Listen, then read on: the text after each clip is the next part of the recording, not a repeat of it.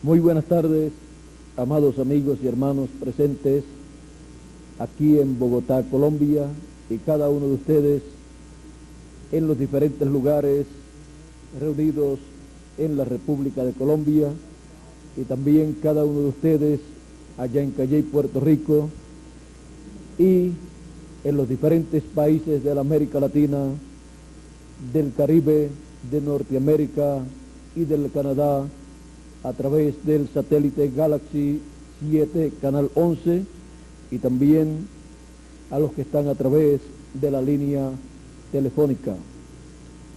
Que las bendiciones de Dios sean sobre todos ustedes, y en esta tarde nos permita Dios entender su programa. La lectura que tuvimos en esta mañana la tendremos nuevamente en esta tarde en Apocalipsis capítulo 1, verso del 1 al 3, y dice así: la revelación de Jesucristo que Dios le dio para manifestar a sus siervos las cosas que deben suceder pronto, y la declaró enviándola por medio de su ángel a su siervo Juan, que ha dado testimonio de la palabra de Dios y del testimonio de Jesucristo y de todas las cosas que ha visto. Bienaventurado el que lee y los que oyen las palabras de esta profecía y guardan las cosas en ella escritas, porque el tiempo está cerca. La revelación de Jesucristo de las cosas que deben suceder. Pueden tomar asiento si tienen la bondad.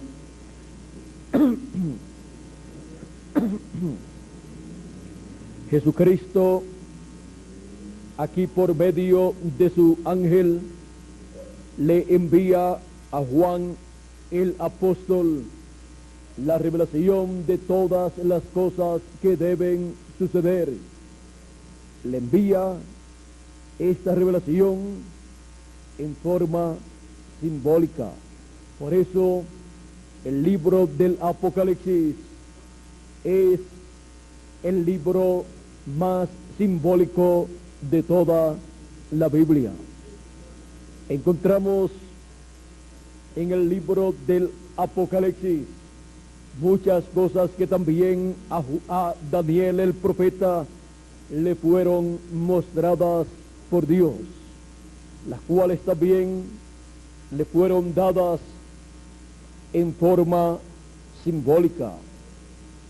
En esta forma, Dios oculta de los sabios y de los entendidos estos misterios y luego los revela a sus hijos en el tiempo que Él cumple estas cosas.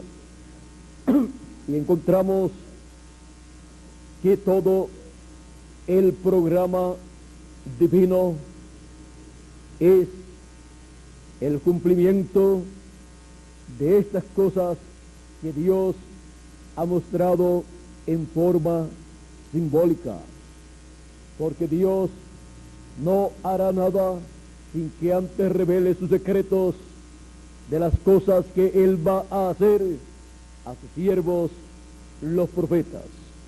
El profeta Amós, en el capítulo 3, verso 7, dice así: porque no hará nada el Señor Jehová sin que antes revele sus secretos a sus siervos, los profetas. Ahora podemos entender con esto que toda cosa que Dios ha de hacer está ya revelada en forma simbólica o profética a través de sus profetas. Por eso es tan importante tener la palabra profética, como nos dice el apóstol San Pedro, de la cual dice que esa palabra profética es más segura, es la cosa más segura hasta que el día esclarezca. Así es que, teniendo la palabra profética, podemos nosotros ver de antemano, en forma profética, en forma simbólica también, las cosas que han de suceder. Y luego, cuando suceden, entonces podemos ver la materialización de esas profecías bíblicas, esas profecías divinas dadas por Dios a sus profetas, y sus profetas la han dado al pueblo. Por eso es tan importante que la palabra sea escrita. Jesús dijo, siempre escrito está. Y también decía que todo lo que estaba escrito de él, cumplimiento tendría. Y así, todo lo que está escrito acerca de una persona en la Escritura, cumplimiento tendrá. Algunas veces no puede ser visto quién es el individuo donde se cumplirán esas escrituras, pero cuando llega el tiempo para su cumplimiento, aparece el individuo, aparecen las personas, aparece el pueblo, la nación y todas estas cosas que se requieren para que se cumpla lo que está escrito. Jesús, en una ocasión en que sus discípulos no querían que él fuera a Jerusalén, él dijo, ¿y cómo se cumplirán las cosas que están escritas? ¿Cómo se cumplirían las cosas que estaban escritas del Hijo del Hombre para su primera venida? Y él no iba a Jerusalén en el tiempo correcto para que allí lo tomaran preso, lo juzgaran, lo condenaran y lo mataran. Y él no va a Jerusalén en ese tiempo, que era el tiempo señalado por Dios. ¿Cómo se iban a cumplir todas aquellas escrituras? Tenía que estar en el sitio correcto, lugar específico de Dios para el cumplimiento de aquellas escrituras. Recuerden que las escrituras, las profecías, tienen para cumplirse que estar presentes la persona o personas, si hablo de personas, tienen que estar también en el lugar correspondiente, tienen también que estar en la edad y dispensación señalada por Dios, y así por el estilo, para que así se cumplan las escrituras. Sí ocurren algunas de estas cosas, pero no llevan todas las cosas que corresponden, entonces hay problemas. Por ejemplo, pudo en otros tiempos morir una persona o más personas crucificadas, pues en aquel tiempo en que vivió Jesús, y quizás en otros tiempos también, morían personas crucificadas, pues era la pena capital. Ahora, para cumplir aquellas profecías de la muerte de una persona en un madero, tenía que ser la persona asignada por Dios, ungida con el Espíritu de Dios y reconocida por Dios como el Mesías. Mesías significa ungido, ungido con el Espíritu Santo, con la columna de fuego, ungida la persona con el ángel del pacto, y esa persona tenía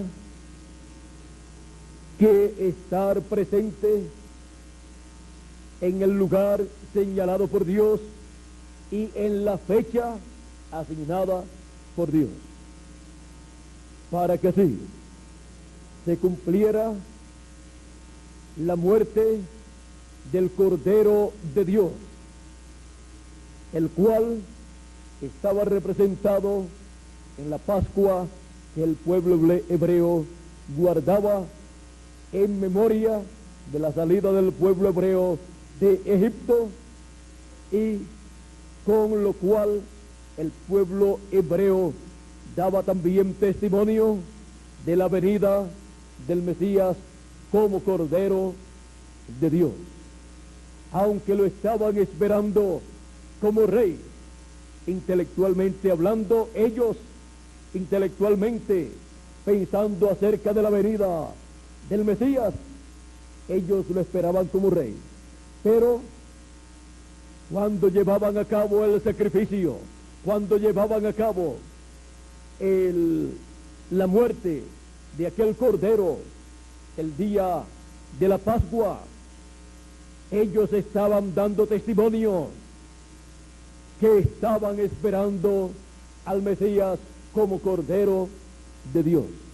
Por eso Juan, cuando lo presentó, dijo: he aquí el Cordero de Dios que quita el pecado del mundo. Así es que podemos ver que no podía ser en cualquier lugar, tampoco podía ser en cualquier fecha la muerte del Señor Jesucristo. Tenía que ser en la tarde, donde comenzaría la Pascua, donde comenzaría ese sábado. Ahí, un poco antes de comenzar el día de la Pascua, pues comenzaba en la tarde, tenía que morir el Cordero de Dios, como se hacía con el Cordero literal, y todo estar preparado para la Pascua. Así aconteció con el Señor Jesucristo y se materializó el simbolismo de la Pascua. Se hizo una realidad para Jesús. Por eso, a través de la dispensación de la gracia, se predica a Jesucristo como el Cordero de Dios que quitó el pecado del mundo. Se predica a Jesucristo como el Cordero Pascual, porque Él cumplió, en Él se materializó el simbolismo de la Pascua del pueblo hebreo. Ahora podemos ver que las cosas no ocurren por mera casualidad, y más en la vida de una persona que está señalada en la palabra profética para en él cumplirse una o más escrituras de parte de Dios. Ahora todo ocurre en la forma del medio ambiente del pueblo que vive en ese tiempo. Y todo parece ser como cosas naturales, pero detrás está Dios, el cual está dirigiendo todo su programa para que se cumpla lo que Él prometió. Y cuando humanamente vieron la trayectoria por la cual pasó el Señor Jesucristo allá en Jerusalén, en aquella entrada final, lo vieron como un hombre sufrido, un hombre a los cuales le vinieron muchos problemas con el liderato o liderazgo religioso de aquel tiempo, con la religión hebrea y con el gobierno. Dice, varón de dolores. Y así por el estilo sigue hablando el capítulo 53 de Isaías. Y todo esto que estaba escrito estaría cumpliéndose en un hombre. Dice, ¿quién ha creído a nuestro anuncio? ¿Y sobre quién se ha manifestado el brazo de Jehová? Subirá cual renuevo delante de él, y como raíz de tierra seca. No hay parecer en él, ni hermosura. Le veremos, mas sin atractivo para que le deseemos. Sin apariencia física y sin algo atractivo como doctorados de aquel tiempo, tanto en teología como en cualquier otro campo, sin tampoco ser un sumo sacerdote, ni siquiera era un sacerdote del pueblo hebreo, pero sin embargo era sacerdote según el orden de Melquisedec, sacerdote para siempre, el más grande sacerdote estaba en la tierra y no era sacerdote según el orden terrenal, sino del orden celestial, del orden del templo que está en el cielo. Ahora, ¿qué atractivo podía tener un sencillo joven carpintero de Nazaret? ¿Qué atractivo podía tener para que el sumo sacerdote, los doctores de la ley, graduados con sus doctorados en teología, se sentaran a oír a un joven carpintero? Pues decían la gente, ¿y cómo sabe este letras sin haber estudiado? No había estudiado ni en los seminarios ni en los institutos religiosos de su país. No tenía el atractivo que al mundo le llama la atención. Por ejemplo, si llegaba el sumo sacerdote a una ciudad, primero anunciaba que iba a estar en esa ciudad y preparaban una bienvenida para el sumo sacerdote, porque iba a ese lugar el personaje religioso más importante de la nación hebrea. Pero cuando llegó el sumo sacerdote según el orden de Melquisedec a la tierra, Miren ustedes, fueron unos pastores los que estuvieron en su nacimiento. Y luego, a los 2 años, llegaron a la casa donde estaba viviendo Jesús. José y María, unos magos, unos hombres que creían en las profecías bíblicas y habían visto en los cielos la señal de la venida del Mesías. Llegaron a Jerusalén preguntando: ¿dónde está el rey de los judíos que ha nacido? Porque su estrella hemos visto en el oriente. Y el sumo sacerdote no sabía dónde estaba. Él podía decir: no está aquí, en el templo, en la forma que ustedes lo están buscando. Él está en el templo, en el lugar santísimo, Dios en forma de luz. Podía decir el sumo sacerdote. Y cada año, cuando yo entro allí al lugar santísimo, lo veo a Dios en esa luz, en la luz de la Shequina, pero en la forma que ustedes lo están buscando, naciendo aquí en la tierra y siendo una persona, un ser humano, un hombre. Así no está. En Jerusalén no estaba. ¿Por qué? Porque, como les dije, para el cumplimiento de cada escritura se requiere la persona, se requiere el lugar también, y se requiere el país o nación.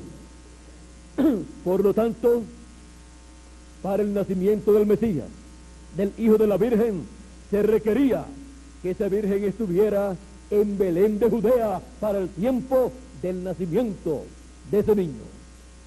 Y aunque ella vivía en Nazaret, tuvo que irse José y María a Belén de Judea. ¿Y cómo aconteció esto? No fue que ellos quisieron ir allí para que su hijo naciera en Belén de Judea, sino que hubo un censo en aquel tiempo y toda persona tenía que ir al lugar de su familia. Ellos tuvieron que ir a Belén de Judea, que era el lugar de su familia, aunque María estaba ya para dar a luz. Había entrado en el mes en que tenía que dar a luz y tuvo que ir a Belén de Judea para que el niño cumpliera esa escritura y para que la Virgen, que había concebido por el Espíritu Santo, diera luz en Belén de Judea. Ahora, miren ustedes una cosa. Algunas veces las personas miran y dicen: tiene que ser en tal lugar, y eso está correcto, pero pueden decir: pero no veo que está en tal lugar. Eso pasó con Jesús de Nazaret. Cuando ya Jesús estaba en su ministerio, con 30 años, o 30 años y algo, decían algunos: este es el Mesías, el Cristo. Otros decían: y no es de Belén de Judea, que dice la Escritura que vendrá el Cristo, y este es de Nazaret.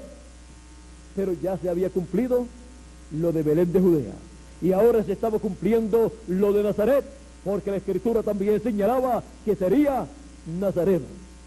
Ahora miren cómo Dios mueve todas las cosas para que se cumplan las Escrituras, y Él mueve a las personas en las cuales se van a cumplir las Escrituras, para que estén en el lugar correcto, en el tiempo en que cada Escritura tiene que ser cumplida.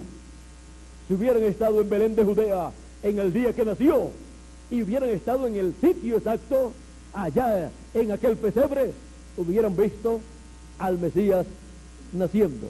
a Emanuel, el hijo de la Virgen, pero ni siquiera estaban en Belén de Judea. Así es que podemos ver cómo Dios cumple su palabra, cómo Dios cumple la profecía bíblica, la cual es colocada en la mayor parte de las ocasiones en forma simbólica. Pero que cuando llega el tiempo para cumplirse, lo que era un símbolo se convierte en una realidad. Y lo que, por ejemplo, en el caso de Jesús naciendo a través de María, lo que decía la Escritura que sería una virgen, se convirtió en María. Nadie sabía cuál sería el nombre de esa virgen. Nadie sabía ni siquiera dónde estaría esa virgen en el tiempo en que el ángel le iba a aparecer. Encontramos que en el Génesis ya había sido hablada la palabra que la simiente de la mujer sería la que heriría al diablo en la cabeza. Encontramos que esa simiente de la mujer, el cual es Cristo, la mujer que tendría esa simiente, allá en el Génesis todavía no se sabía cuál era el nombre que tendría esa mujer. Pero cuando ya se llegó el tiempo para esa mujer concebir ese niño en su vientre, cuando se llegó el tiempo para cumplirse la promesa del profeta Isaías, en donde Cristo ahí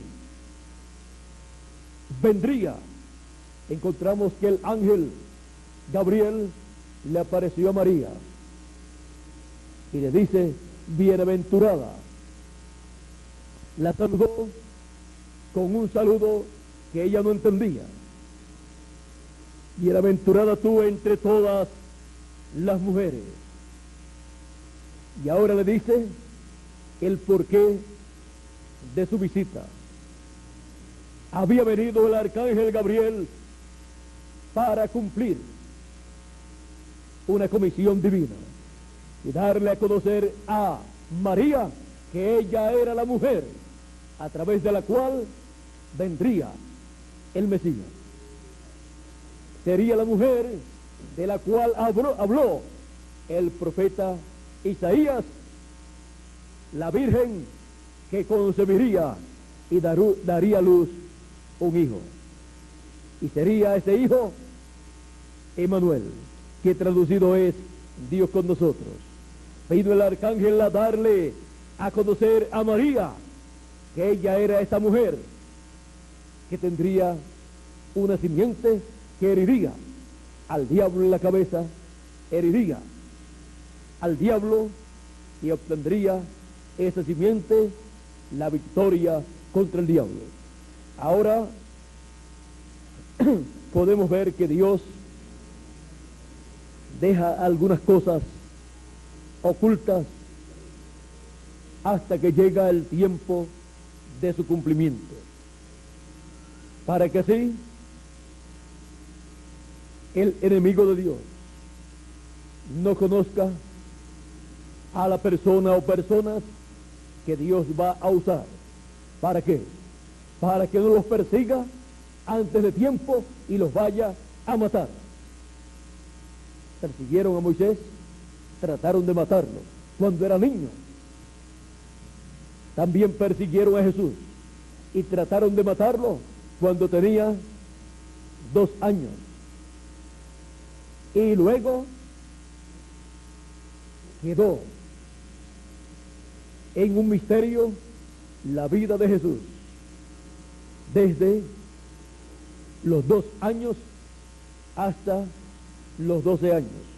Luego apareció nuevamente Jesús en la escena, allá en el templo discutiendo, hablando con los doctores de la ley. Ellos se quedaban maravillados de la sabiduría de este niño, pero Dios mantenía en secreto quién era ese niño. Luego, la vida de los 12 años hasta casi 30 años quedó también en un secreto. Luego comienza la etapa en donde fue bautizado por Juan el Bautista y los 3 años y medio de su ministerio, donde cumplió el programa correspondiente para ese tiempo y realizó la redención con su sangre preciosa, con su muerte en la cruz del Calvario. Ese misterio de la muerte del Señor Jesucristo, el diablo no lo entendía y no lo entendían tampoco los grandes maestros de aquel tiempo. Y todo aconteció como algo malo que le sucedió al Señor Jesucristo. Y como dicen algunas personas, a toda persona le llega su día, a él le llegó su día de terminar su tiempo aquí en la tierra en su cuerpo visible, y ellos pensaron, ahora todo terminará al terminar la vida de Jesús. Pero ¿qué va? Estaba comenzando la parte más hermosa del programa divino. Cuando Jesús murió en la cruz del Calvario, se hizo perfecto un sacrificio. Se hizo un sacrificio perfecto por el pecado de todos los seres humanos. Y así quitó el pecado del mundo el Señor Jesucristo en la cruz del Calvario. Y los que estaban en el paraíso y habían ofrecido el sacrificio mientras vivieron en la tierra, y sus pecados habían sido cubiertos de la presencia de Dios, pero que no estaban quitados esos pecados, cuando murió Jesús en la cruz del Calvario y derramó su sangre, fue quitado el pecado de cada una de esas personas, fue borrado. Vean ustedes, lo que pareció ser una desgracia para Jesús de Nazaret fue una bendición para él y para toda la raza humana. Aunque cuando lo veían, lo miraban como una raíz en tierra seca que no tenía parecer en él y que no tenía hermosura. Le veremos más sin atractivo para que le deseemos, despreciado y desechado entre los hombres, varón de dolores, experimentado en quebranto, y como que escondimos de él el rostro. Fue menospreciado y no lo estimamos. Ciertamente llevó él nuestras enfermedades y sufrió nuestros dolores, y nosotros le tuvimos por azotado, por herido de Dios y abatido. Mas él herido fue por nuestras rebeliones, molido por nuestros pecados. El castigo de nuestra paz fue sobre él, y por su llaga fuimos nosotros curados. Ahora vean todas las cosas que estaban cumpliéndose en Jesús de Nazaret, lo cual parecía como un castigo para Jesús, porque dice, y nosotros le tuvimos por azotado, por herido de Dios y abatido. O sea, lo tuvieron como que le estaban viniendo todos estos problemas como juicio divino, como que Dios lo estaba castigando, como que Jesús no era una buena persona, como que Jesús era un engañador, un falso profeta, y Dios lo estaba castigando. Y sin embargo, era Dios cumpliendo su programa. Era Dios llevando en él el pecado de todos nosotros. Era Dios en él y a través de él limpiándonos de todo pecado. Vean ustedes que cuando ocurren ciertas cosas en las personas en las cuales Dios está cumpliendo su programa, algunas veces las malinterpretamos y pensamos que son juicios o problemas por las cuales está pasando esa persona porque Dios lo está castigando. Y sin embargo, pueden estarse cumpliendo profecías del programa divino que serán de gran bendición para los hijos de Dios. Ahora, en la revelación de Jesucristo de las cosas que deben suceder, hay muchas cosas que sucedieron en las edades pasadas. Si encontramos a los cristianos del tiempo primitivo, encontraremos que fueron señalados como personas indeseables. A San Pablo, el pueblo hebreo, con sus líderes, le decía que era una plaga y pidieron al imperio romano que quitara la vida a San Pablo porque era una plaga para la nación hebrea y para el imperio romano. Y así pensaron acerca de Jesús, acerca de San Pedro, acerca de los demás apóstoles también. Pues dice San Pablo en una ocasión, conforme al camino que llaman herejía, sirvo al Dios de mis padres. Así es que el camino de Dios, en el cual estaban los hijos de Dios, en aquellos días era señalado como un camino hereje. Le dijeron hereje. Y este título se lo han tratado de mantener a los hijos de Dios por edades. Y aún en tiempos pasados fueron perseguidos, echados a los leones, crucificados también, quemados también. Fueron perseguidos y matados en diferentes tiempos y señalados como herejes.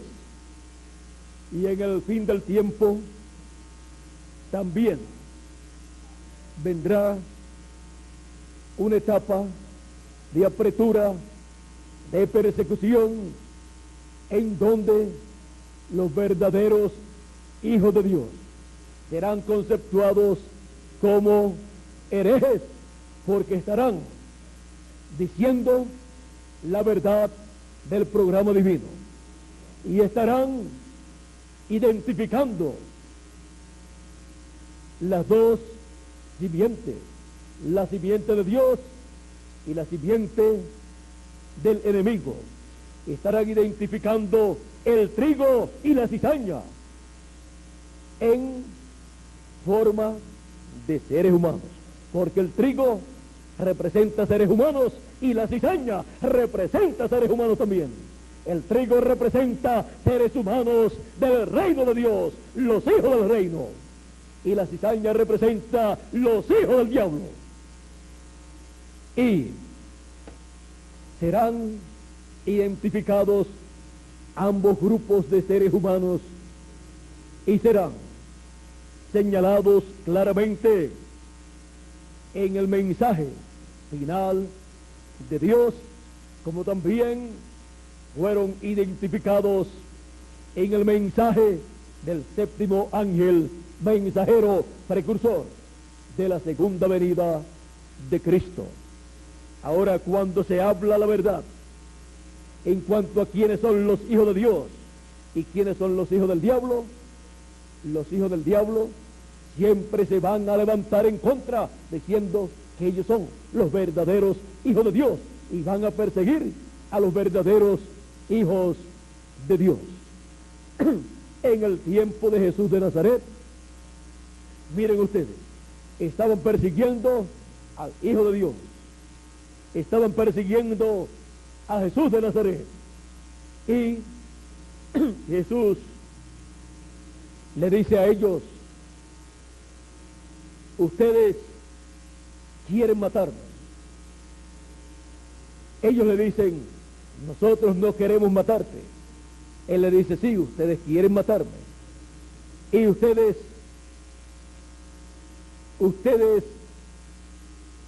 lo que quieren es otra cosa y no el beneficio del pueblo. ¿Qué era lo que ellos querían? Él les habló en una parábola donde les muestra que Dios, el Padre de la familia, envió diferentes mensajeros, diferentes siervos, mostrando con esto las veces que Dios le envió al pueblo hebreo profetas. Y dice que a muchos mataron y a otros los enviaron vacíos. Pues el Padre de la familia, el Padre de todo, los envió para recibir el fruto y no quisieron. Ahora dice: y el Padre de la familia dice: enviaré a mi hijo, quizás tenga el respeto de mi hijo. Pero una persona o un pueblo que no tiene respeto a un enviado de Dios, aunque Dios envíe a su hijo, tampoco le tendrán respeto. Ahora dice: enviaré a mi hijo, quizás le tendrán respeto. ¿Y qué dijeron aquellas personas? Este es el heredero, vamos a matarlo y nos quedamos con la heredad. Se querían quedar con la heredad de Dios, se querían quedar con el control de todas las cosas de Dios. Este es el heredero, así es que no lo vamos a dejar que tome la herencia, no lo vamos a dejar que tome el control sobre el pueblo hebreo y sobre la religión hebrea. Vamos a matarlo y así quitaremos al heredero, y entonces la religión hebrea, ¿de quién será? De esas personas, de esos líderes que al morir entonces vienen sus sucesores.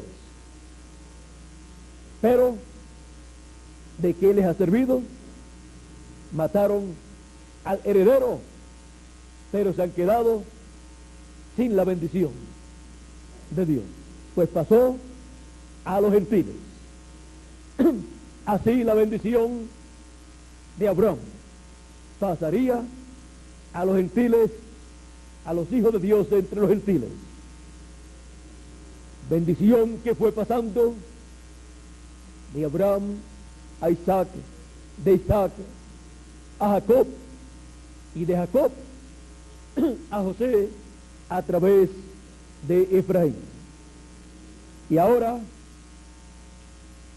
de Efraín a Cristo, y de Cristo a su iglesia gentil, pasando de edad en edad hasta llegar al fin del tiempo, en donde la bendición de Abraham se encuentra en el occidente, viajó del este de edad en edad hasta el occidente, la tierra de América.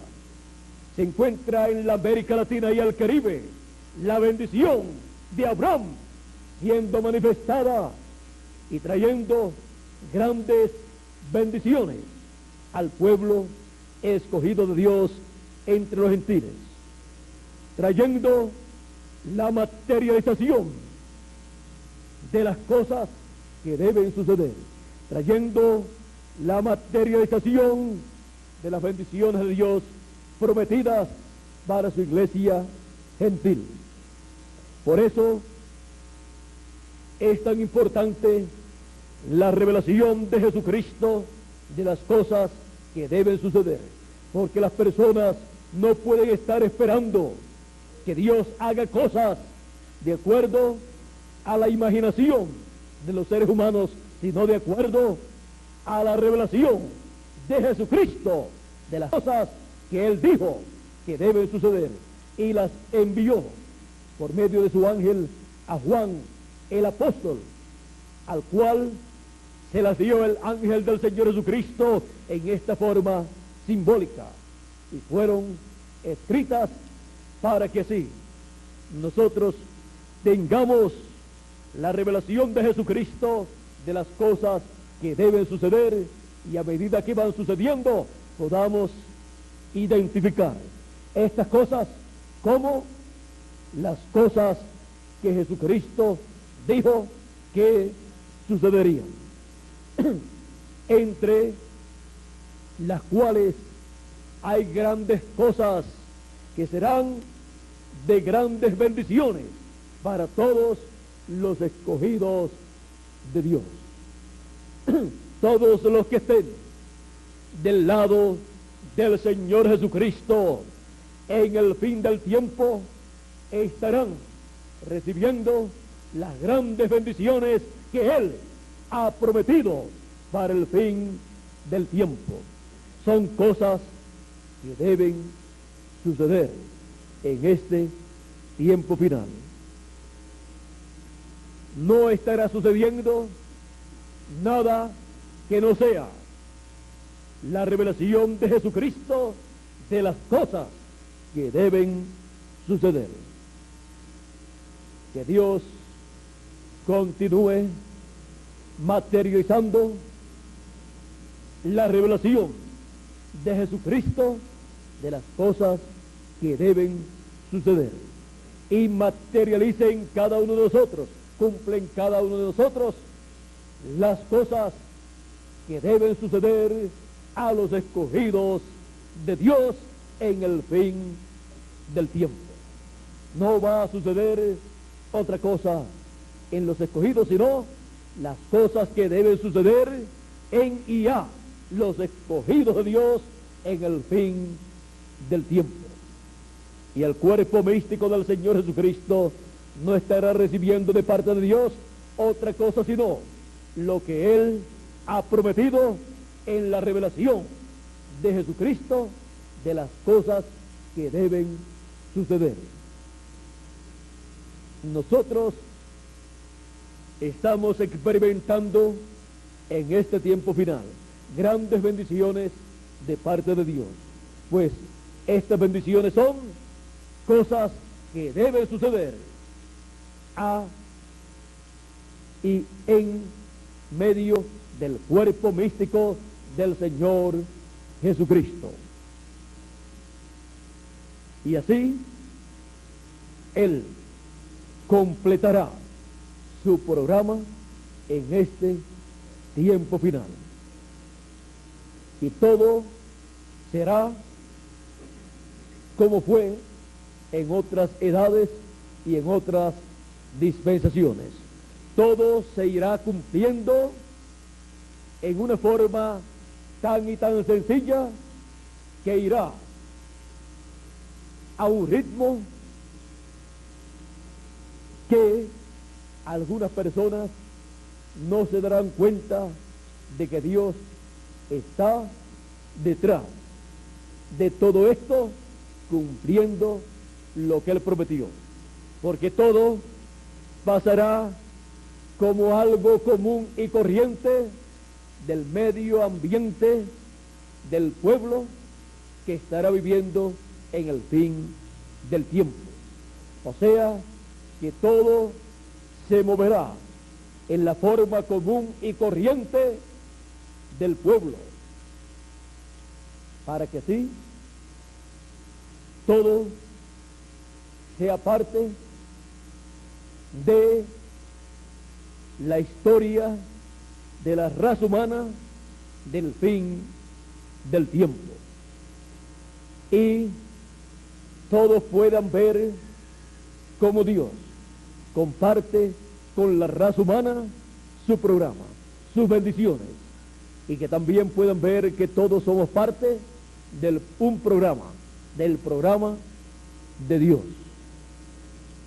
y que los escogidos puedan decir: en el programa de Dios las cuerdas nos han caído en lugares deleitosos, en la parte de la bendición de Dios, y grande es la heredad que nos ha tocado. Nos ha tocado la heredad de la piedra angular. Nos ha tocado la heredad de la dispensación del reino. Grande es la heredad que nos ha tocado en la revelación de Jesucristo de las cosas que deben suceder. Nos ha tocado la parte más grande y gloriosa de toda la revelación del Señor Jesucristo de las cosas que deben suceder. Por lo cual yo soy bien agradecido al Señor Jesucristo, y creo que también cada uno de ustedes está bien agradecido al Señor Jesucristo, porque nos ha tocado la mejor parte de la revelación de Jesucristo de las cosas que deben suceder. Que Dios nos continúe bendiciendo a todos con las bendiciones contenidas en la revelación de Jesucristo de las cosas que deben suceder. Y el ángel del pacto, Jesucristo, nos bendiga a todos desde ahora, por el milenio y por toda la eternidad. Con nosotros nuevamente Miguel Bermúdez Marín para concluir en esta tarde nuestra parte, y si tienen otra parte, una tercera parte para esta tarde, estaré nuevamente con ustedes, y si no tienen otra parte, entonces estaré a través de la línea telefónica en algunas ocasiones desde el Congreso de Jóvenes. Bueno, por aquí tenemos a Miguel para que él entonces nos dé el anuncio que sigue, para así estar si hemos de tener una próxima actividad a las 6 horas de Colombia. Estaré nuevamente con ustedes aquí para continuar viendo las cosas que deben suceder. En las cosas que deben suceder, miren ustedes, estaba que estuviéramos nosotros en esta mañana aquí presentes, y también que estuviéramos en esta tarde, y también que estemos ya a las 6 de la tarde nuevamente aquí, porque Dios tiene en su programa todo bien ordenado, y yo estoy feliz y estaré feliz también en la próxima actividad, porque estaré en el lugar que me corresponde de acuerdo a las cosas que deben suceder conforme a la revelación del Señor Jesucristo. Bueno, que Dios les continúe bendiciendo a todos, que Dios les guarde. Pasen todos muy buenas tardes, y con nosotros Miguel Bermúdez Marín.